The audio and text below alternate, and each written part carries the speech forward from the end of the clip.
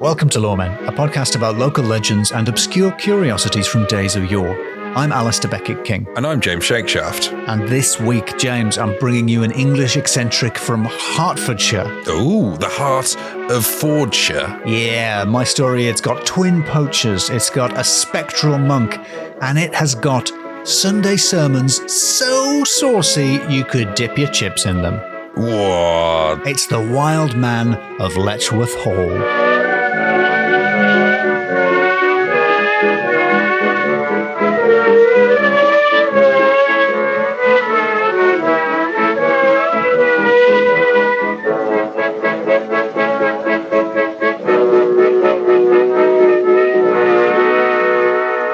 James, would you like to come with me to Hertfordshire? I would, but can I air my complaint first? Oh, yes. We always like controversy on the podcast. This is a county-based complaint. We have Hertfordshire, we have Herefordshire. There is one letter difference between those two counties. I don't think that's sustainable. That's your complaint. If I go to the Hertfordshire Wikipedia page and scroll down to controversies, yes, I'll see name too similar to Herefordshire. Yeah, and it will get instantly taken away again by the editors. Well, James, if that shocks you, then the story I have to tell you is going to blow your mind. Is it? Yeah. In front of me, I have a book called Hitchin-Worthies from 1932. It's a nice green hardback book written by the solicitor and local historian Reginald Hine.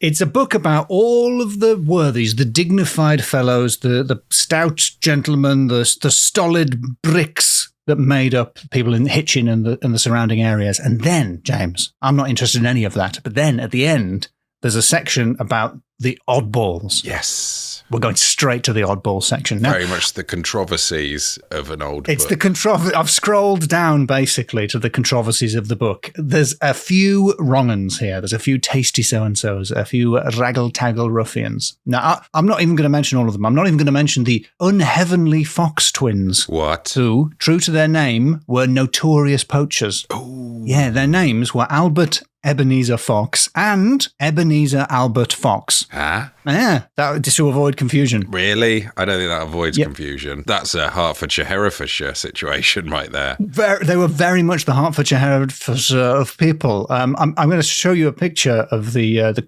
identical twin criminals, or twiminals, if you will.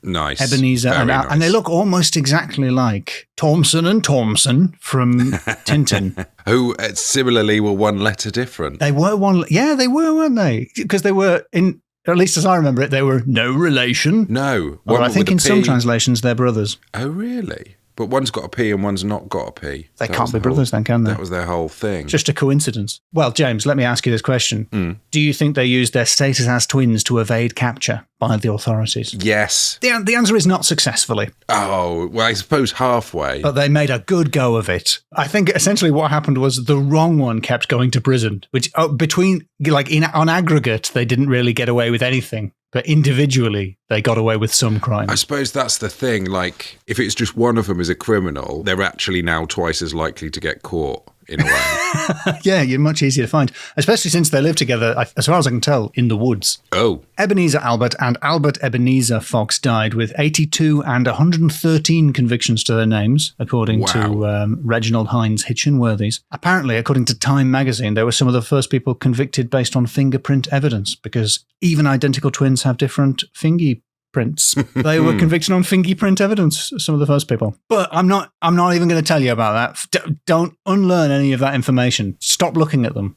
Oh, but this looks like promotional pictures for the top one, their stage act. The second one, their ill-conceived film. The caption for the second one is Albert Ebenezer and Ebenezer Albert Fox in the Hitchin prison yard. And they do not look like they're having a whale of a time. Not at all. But they got both of them on that case. They evidently both did the crime. I mean, we may be just looking at one guy in a mirror. We don't know.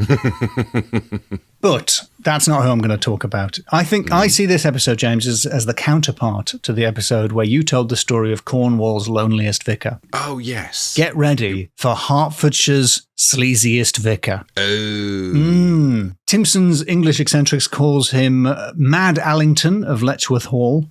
Carl Shaw's Oddballs and Eccentrics calls him Mad Jack. But my source is, as you know, Reginald Hines, Hitchin Worthies, and he gave us the man's real name, the Reverend John Alington, 1795 to 1863. This guy, James, was rich as heck. Very, very rich. I'll give you a little background on how he came to be so wealthy. His maternal grandfather, a farmer named John Williamson, had a farm at Hell End in Baldock. Wow. Now, speaking of things one letter different, I went on a school trip to Hill End. Oh, in Baldock? Not in Baldock, no. I think it was in Oxfordshire. Still, not bad. Pretty good. Now, Farmer Williamson had a very good harvest one year. Basically, he had an inkling that the weather was about to turn, that the rains are about to come. Oh. So he travelled the length and breadth, presumably, of Hertfordshire, rounding up 100 hands to reap all of his corn. That's 50 people. And, okay, 200 hands.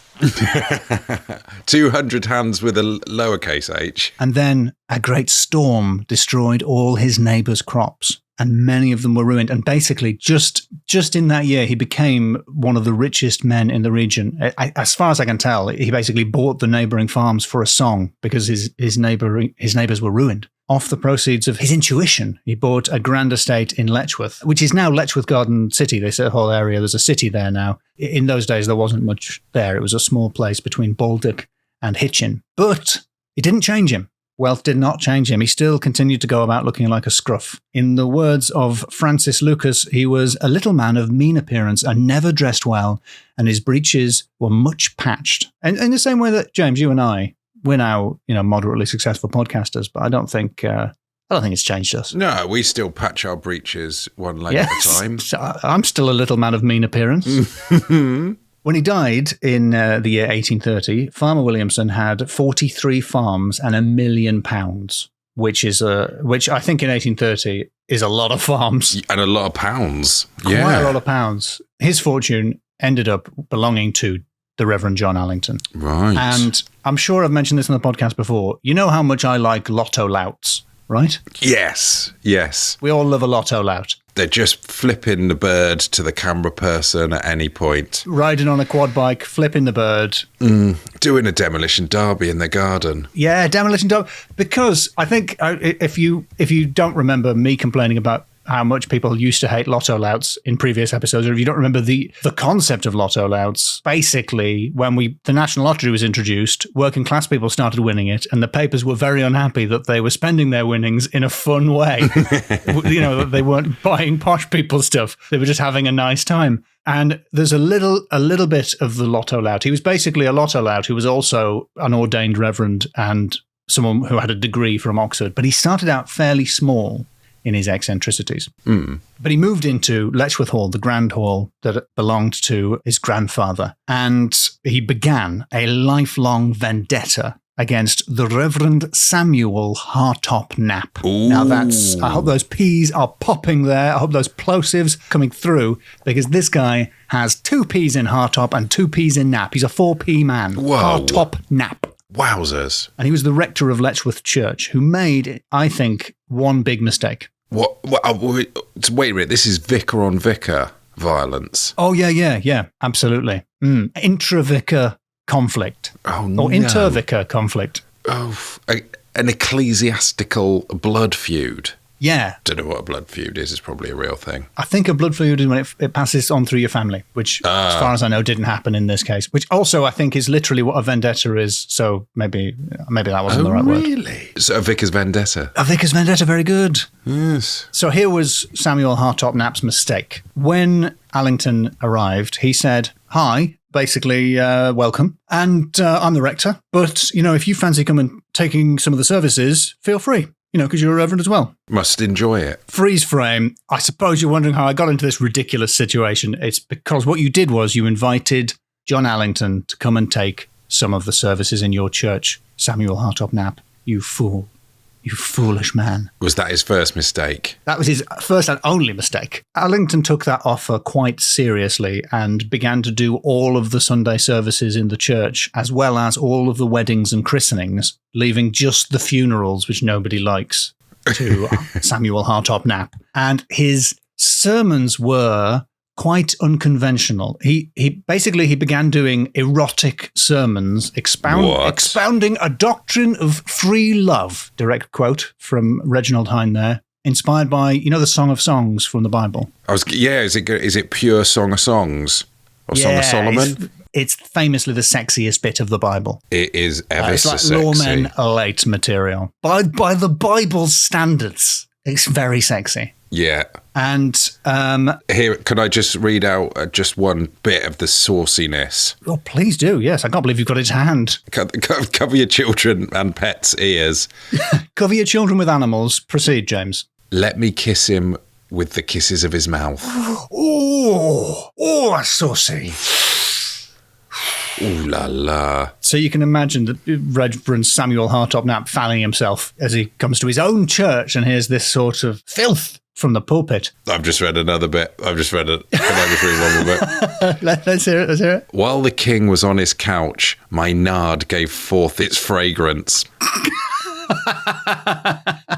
Our couch is green. The beams of our house are cedar. Our rafters are pine. Maybe that might just all be euphemistic. Yeah, So Knapp had no choice. He went over Alington's head to the bishop, and he had Alington suspended. Oh, end of too story. Blue. Doing blue services. You know what these rural gigs are like? They don't like the blue material. I can see why he didn't do the funerals, though. It's probably for the best.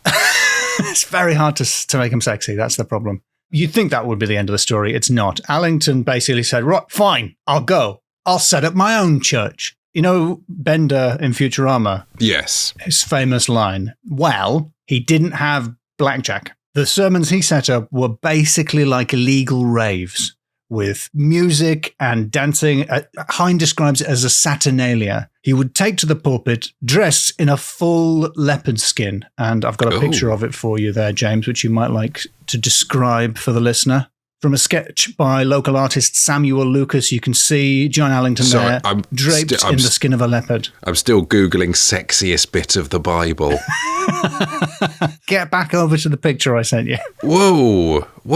Okay. I mean, that's a man in a rug. It's a man in a leopard rug. A full leopard. It had a tail. It definitely had a tail. And there's something at the front, which is not the tail, but there's like a sort of a bundle of hairs. It has a sort of sporran effect. Is that? He would give his sermons from a pulpit dressed like that in full leopard skin. He would play on the tiddly bump. Hello. Was his name for a ramshackle piano. There were music boxes, and he rode around before the sermon on his hobby horse, which is not a horse, but if you go to the next picture I've sent you, it was a four-wheeled moving contraption. Oh, that's four wheels. I thought it was just one of them recline bikes. It looks a bit like a bicycle, but it's like a four-wheeled bicycle, if you can imagine. He's just Mario Karting and then dressing as some sort of leopard Bowser. You might imagine from this picture that this was an outdoor vehicle. From what we're describing, the listener might imagine him riding around it outdoors. No, this was an indoor vehicle. He would ride that around inside the room before the sermon began. I'm going to read from Reginald Hine's book. Precariously seated on this, propelled by his own feet or pushed behind by his men, he would ride up and down the cleared middle of the hall, whooping, whipping and spurring and cheering wildly as he rebounded from the brick wall at one end and the wooden screen at the other. If he fell off, which happened every other turn, he would roar with laughter and bow to the congregation before he remounted the machine. Finally, he would trundle it up and down the two ranks of the people, holding out a pound jar of snuff so that all who cared might help themselves to a pinch. If Alington disliked the look of a person, however, he would snatch the jar away. Oh. No snuff for you, I imagine him saying. And this is before church? This is before his version of church, which was very, very unconventional. He would give powerful sermons. There'd be music. He would disappear from the pulpit only to reappear from a trapdoor somewhere else. Nice stagecraft. I like it. Yeah, it's got everything. And the climax of the performance was this. His crimson face would stream with perspiration, and as a final triumphant gesture, at a clinching point in his crowning argument, he would catch hold of his sandy wig, wave it wildly in the air, and hurl it into the hall. Oh, This sounds like he sounds like a rock star. Yeah, of church. It was incredibly popular with the young folk. He would gather all sorts of people together. He gathered together Romany musicians to play with him. None of that book stuff for me. Give me the real wild music, he was reported as saying by Wisdom Boswell, who went on to add, Pardon. "You're a very nice gentleman, were the squire, and I wish there were more of his sort about." Sorry, what was that person's name again? Wisdom Boswell. Just dropping a little Wisdom Boswell in there. I know, I'm so confident about names, don't even have to stress them. Just a throwaway name there, Wisdom Boswell. Oh, Wisdom Boswell. Well, you've sent me the picture, the sketch of him, still in his slippers, riding the hobby horse. I can just see some of the other text, and I can see there's someone called his groom, Jimmy Tuff. Jimmy Tufnell. But presumably Tough Jimmy for short. Yeah. There was definitely a James King and an Arthur King, and I can see what their parents were doing name-wise. They were going for like King James, King Arthur. Very good. Nice. They were he basically his servants were his wingmen, sidekicks. He worked very closely with them in his many odd schemes. But I know I've been implying that it got pretty hot and heavy. It really did. He was extremely liberal. He was welcome. He was at home to all in the world, and it seems apparently people were welcome to ride their horses right in through the front door when arriving.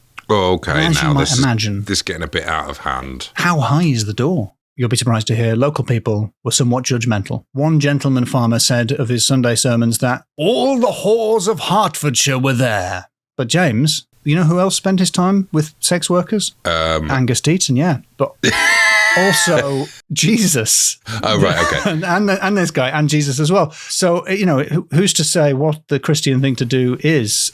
Certainly, when things went a little bit far, he did step in. If he saw young folk getting a little out of hand in the room, he said, "If you young colts want to roll about, there's plenty of grass outside." What's the people are getting? He'd have them kicked out. They're necking at church. One of the people that Hines interviewed tried to attend one as a boy, but it had been so thronged with people he couldn't even get into the room. He did throw, quote, gentlemen's parties, which are printed with inverted commas around them. And I think the reason for the scare quotes is that the people who attended them weren't really gentlemen, rather than that they weren't really gentlemen's parties. Oh, I see. His gentlemen's parties, he would invite people upstairs to view his collection of what Rodney Shaw called Nongo Rackleys, which I apologise for the pronunciation of the Romany words there. Naked girls. His collection of nude portraits, which he kept upstairs for the lads. For the lads? For the lads and dads, yeah. And would there be like a Bible verse next to it or something? He was very big on the preaching. He did read from the Bible.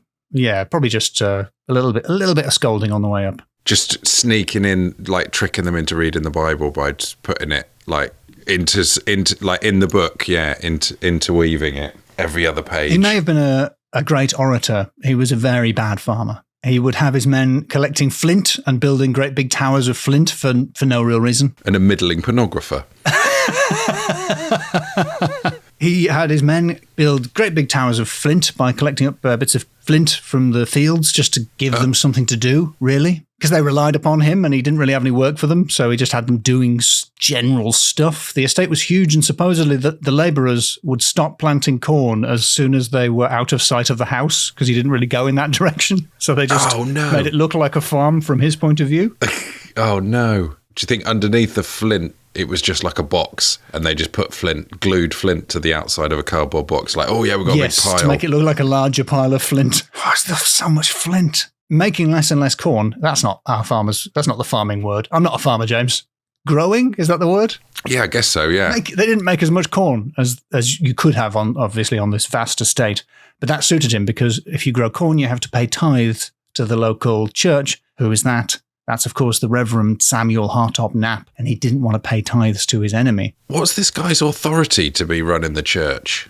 I don't get it. Alington had no authority to run the church. He was just invited to put out of politeness by the local vicar to do a sermon now and then, because he lives in the big house, and then he just muscled his way in and then created his own rival church after he was kicked out. Oh my word. And then went out of his way to avoid giving the church any money. He switched from farming sheep to farming bullocks because he didn't want to pay tithes on wool. But he didn't, it wasn't all getting into fights with local vicars. He spent a lot of his time trying to educate the men who worked for him. I think largely unsuccessful ways. He had a pond, which he shaped like a map of the world, as far as I can tell, because most of his men had never left Hertfordshire. And so he shaped it like the geography of different parts of the world. And then he would punt about it in his boat, quizzing his servants on the geography of different areas. Did he throw pictures of naked women in there to try to attract their attention to the map of the world? He doesn't seem to have had a hugely high opinion of his servants in some ways. He tried to educate them, but he doesn't seem to have rated them very highly. His servants were interested in going to the Great Exhibition in London, but they were nervous. Let me find the quote. In the Crystal Palace? In the Crystal Palace, which was at that time in Hyde Park, not in Crystal Palace. So in 1851, he thought it would be instructive for his men to attend the Great Exhibition, and as most of them were strangers to London and were fearful about being lost in that den of wickedness. You bet he knew a lot about that. He directed them to lay out balks of timber in the park and arranged these himself so as to represent the principal streets between King's Cross and Hyde Park. Right. So basically he built a large, as far as I can tell, almost life-size map. I don't know quite how big it was, but a large map of King's Cross to Hyde Park, so he could train his men. He tied little hay bands around their right knees in order to distinguish people who were going to Hyde Park from people who were coming from Hyde Park. And the whole thing was a complete write-off. In the end, he decided they were all too stupid and he would not let them go.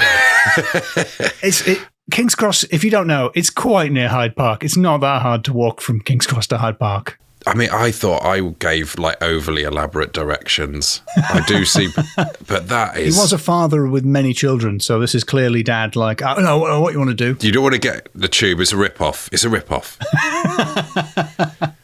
They get you on when you beep in and when you beep out. He did kind of the same thing again. During the Crimean War, he had his men dig trenches to recreate the siege of Sevastopol on his land. He would climb up into a tree and sort of watch them recreating the ongoing battle. It is balmy, frankly balmy, but it does sound like it would have been quite fun. It does sound pretty fun. I mean, most of these things sound balmy, but quite fun. Some of them are a little more depressing. George Jeeves of Hitchin used to tell how, going over to Letchworth on business one day, he found Alington being carried round and round the garden in an open coffin. "You see, Jeeves," he remarked, lifting his head for a second, "I'm getting ready." Oh, and getting them ready as well? Had he blue-tacked nuddy pictures to the coffin so that just to attract their attention to it? Unfortunately, he didn't live forever. Sneaking into town to scare people one night, something he regularly did apparently, he slipped, as any one of us might, on the tail of his leopard skin that he was wearing and the frosty ground. If you'll go around in slippers. He was quite badly injured, and that had him laid up for a while. He didn't die, but there is a very odd thing in the book. Hine mentions that, it wasn't that bad being laid up in the house for him. He was a man of infinite resource. He could paint, he could read, he could sew, he could play chess, he could play the violin, he could play handbells and musical boxes. He could arrange his birds' eggs, his butterflies and moths. Above all, he could drink. And there's a drawing of him. And you know the way sometimes the drawings are captioned with a line from the text in books? Yes. Yes. So this is a drawing of him reading a book, and the caption just says, "He could read." It's far from unusual in people with a degree from Oxford. If you were to slip the dust cover off that book, it would be ooh la la in there. It's mostly pictures. No, he reads the articles. As his second wife, after his first wife died, he married a peasant girl, a Tufnell, I think. And even though he was very keen on educating his men, never taught her to read, which I think is it's suspicious. Well, I think maybe she wasn't attracted to the nuddy pictures of women that he would use to trick men into learning. So maybe it was her fault that maybe. She did like to be called Lady Alington, a title which I think she didn't have any right to, but she liked to be called Lady Alington by the people in the village. He did die. In his final sickness, he refused to take the physic prescribed by his doctor and instead died after drinking a tumbler of neat brandy, which is sad. Not very supernatural, but, James, what's happening now? What? A tonal shift. Yes. Yeah, let's zoom out. Uh-oh. Yeah, this story, get ready. Was this he story dead is all like along? a turducken. No. Yes, he was. He was dead from the very start of this story to now. Oh, no. The Reverend Alington was an eccentric. The author of this book, Reginald Hine, he was an eccentric as well. What? Not only was he an English eccentric, he was a believer in ghosts, and I think perhaps uniquely among sources on our podcast, he is a ghost. What? Maybe he might be a ghost. Hine was very enthusiastic about ghosts. He mentions in this book that Letchworth Hall had 3 ghosts, but he sadly doesn't give any of the details. But he was obsessed by a nearby ruin called Minsden Chapel, which was said to be haunted by a cowled monk. Now, Minsden Chapel, it doesn't have a roof. It doesn't now. It didn't in the mid 20th century when Hine was writing. It's tumble down walls and it's overgrown. The vision of a hooded figure is sometimes seen there. And in fact, I have a photograph of Minsden Chapel and the cowled monk, which I've drawn an arrow on it for you, James. It's not that easy to see, but what do you see there? Oh, yeah. A sort of see-through monk looking like they're in the middle of doing like a big bit of, either preaching or going, woo. I mean, he's a classic ghost stance. Going, woo. Now, that photograph is obviously a double exposure, but it was printed in one of Reginald Hine's... They took a picture when the ghost wasn't there, and then they took a picture when the ghost was there. They combined those 2 pictures. Clever.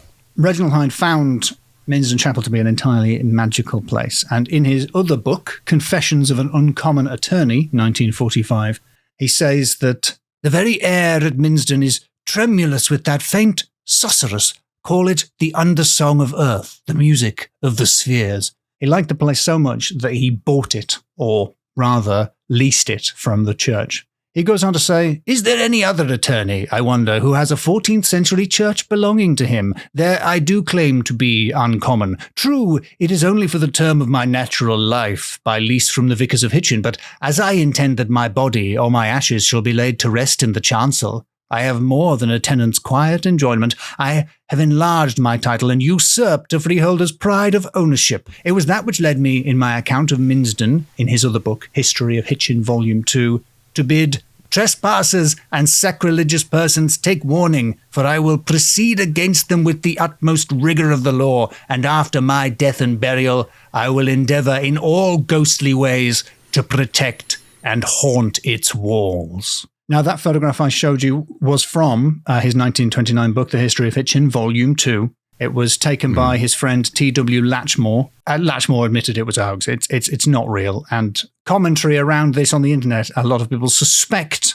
that Reginald Hine is the man dressed in the cloaked figure. Some people suspect that Reginald Hine himself is the cowled figure in the photograph, but Hine never admitted it. So he is the ghost? Well, perhaps he was just trying to scare people away from a place that he cared a great deal about in his lifetime, and perhaps even after death, he is still trying to scare people away.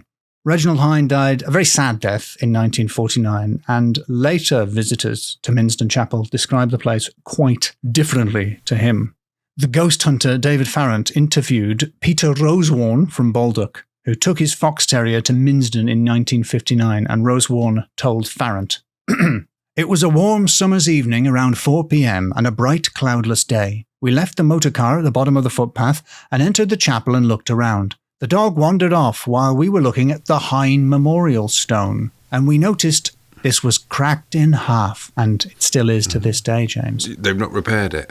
Eventually, the dog returned and seemed afraid. All at once, the atmosphere seemed to go cold, and the dog whined and lay down, cringing on the ground. We then noticed that although the sun was out and the day cloudless, it had gone dark in the chapel. It was a strange experience, as neither of us had any experience of anything occult and no interest in things psychic." And Mary Prowse told the same ghost hunter David Farrant a very similar story that took place in 1975. And she has the exact same voice as Peter Rosewarne. It was a hot summer's day, but Mary Prowse distinctly recalled the cold, gloomy atmosphere inside the ruins, despite the fact the chapel had no roof and there was nothing to obstruct the sunlight. Shortly afterwards, Mrs. Prowse took some family snapshots just outside the ruins, and when later developed, 2 of these showed what appeared to be the vague shape of a cowled figure standing in the background under an archway at the entrance to the chapel. James, was it the ghost of the monk, Or was it the ghost of Reginald Hine himself? I don't know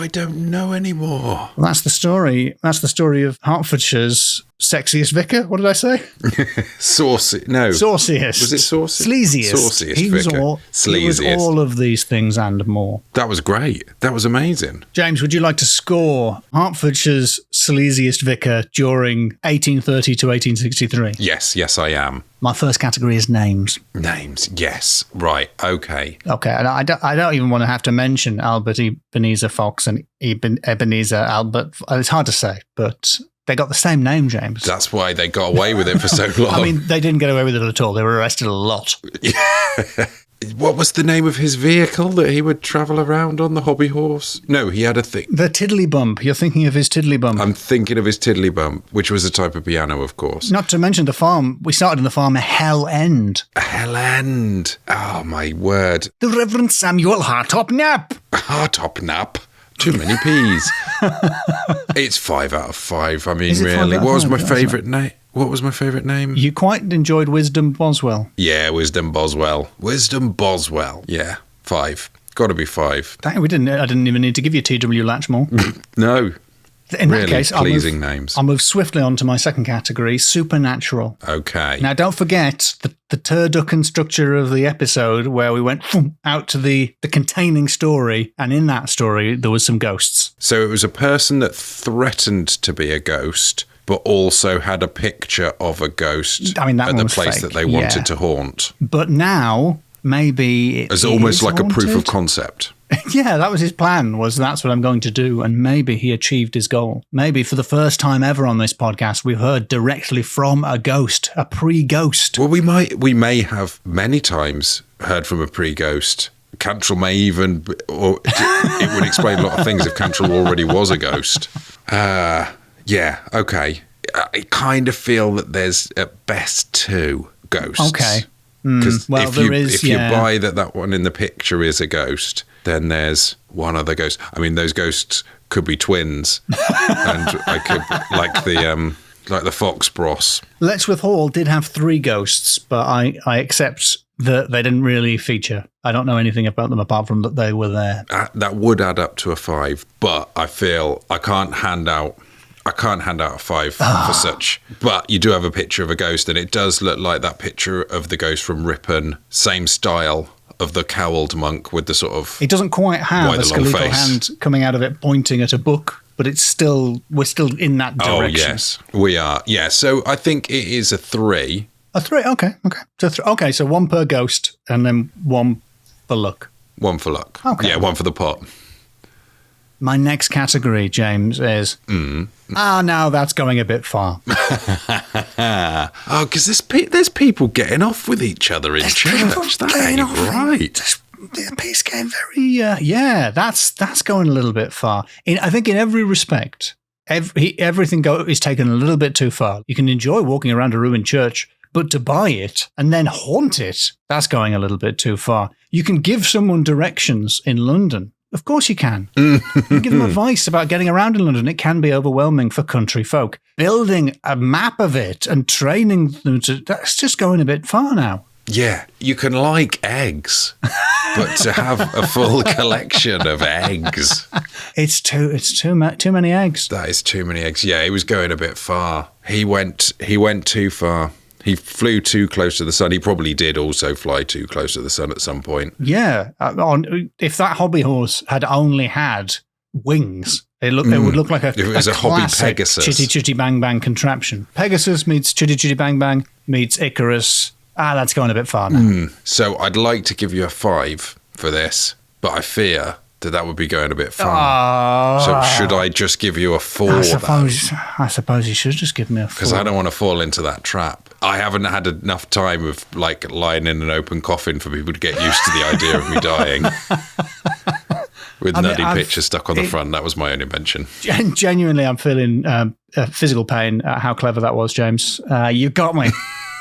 you got me with one of my own ruses. Yeah. I should have shown you some 4s beforehand that were to scale To prepare of the me 4 for that you were going to get. receiving To a prepare 4. you, yeah. No, I was too stupid. Now, my final category. You wouldn't understand, man. Who's saying this? argument for this is that Reverend Alington and all of the party-going proto-hippies are being like, oh, no, you don't get it, Square, James Shakeshaft, with your button-down life. You wouldn't understand us. Oh, right. So, yes, yeah, no. you might don't understand you for going a little bit far. But that's because you don't even get it. No, I'm too enthralled to the man. No, yeah, exactly. Have you ever even been upstairs to see some naked pictures?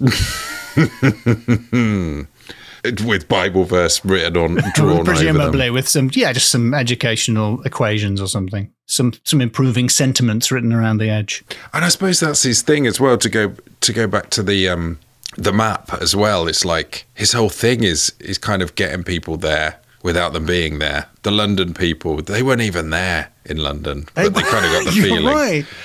You weren't there, man. You weren't in London. You weren't really in a map of the world. You were in a pond.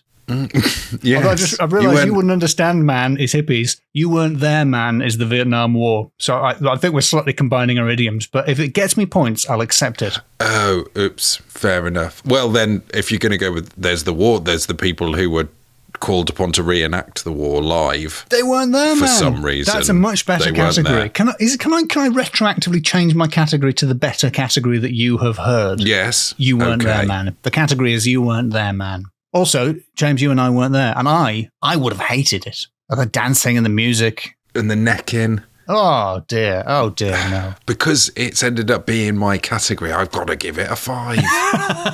So I'm getting a 5 because it was your idea? Yes. That's fine. That's fine, I'll take it. Probably even the Fox brothers, probably on a number of occasions, one of them was being arrested for a crime when he wasn't even there. They weren't even there, man. I wasn't even there. It was one of the other unheavenly Fox twins. Unheavenly as well. Unheavenly, yes, that's Heinz' adjective to describe them. Unheavenly. Very nice. And then also, because the story kind of zoomed out as well. So it was the story within the story that's got the flavour of you weren't even there. Yeah. And then that ghost. And that ghost definitely wasn't there. Yeah, but then it was as well, though, because it was the man who reckons he's the ghost now. So it was a picture. If that guy does now haunt, that is a picture of the ghost. Before it was pre-ghost. Well, thank you, James. I accept my 5 for you wouldn't understand, man, / you weren't there, man. Yeah, I mean, what a great story. What a great bunch of images that are in my head now from that very odd vicar. But hopefully you've put a few Bible verses around the edges of those images. Good. I'm on a webpage now called The Sexiest Chapter in the Bible from learnreligions.com. Yeah, it's not great. Your waist is a mound of wheat surrounded by lilies. James, can you say that? I don't know if we should probably bleep that. Yes. And then, but it's the sponsored stories at the bottom. There's wmbrashop.com, and you just get the start of the headline for these sort of teaser articles things. It's a 70-year-old grandmother. Oh, great. And it's a picture of a lady in a bra. You get the same thing when you're researching this story. It's all ads like, local vicars hate him because he refuses to pay tithes. Get to heaven with this one hack. Those sermons there, James, it's like top of the pops too. Whoa. And hey, haven't we got a groovy party of our own going on the Discord? We do, and there is not quite as saucy as that, I should hope. A lot less saucy, actually. It's not got teens necking on the grass outside. Certainly not. But it is accessible via patreon.com/LoremenPod. Sign up and join us. And if you're not all plugged out, I'll be on BBC Radio 4's news quiz on the same day that this goes out, and then on a national tour of the United Kingdom. Oh, yeah. By which I mean there's one date in Scotland and one date in Wales and one date in Northern Ireland and loads of dates in England. Oh, well, where can people find out the information about that? The internet. The show's called Nevermore. Nevermore. Alasdair Becker King Tour Nevermore. There's nobody else with my name. Good to go. Okay. I'm just going to wait for a motorbike to pass. Is one coming? It's bound to be one along soon.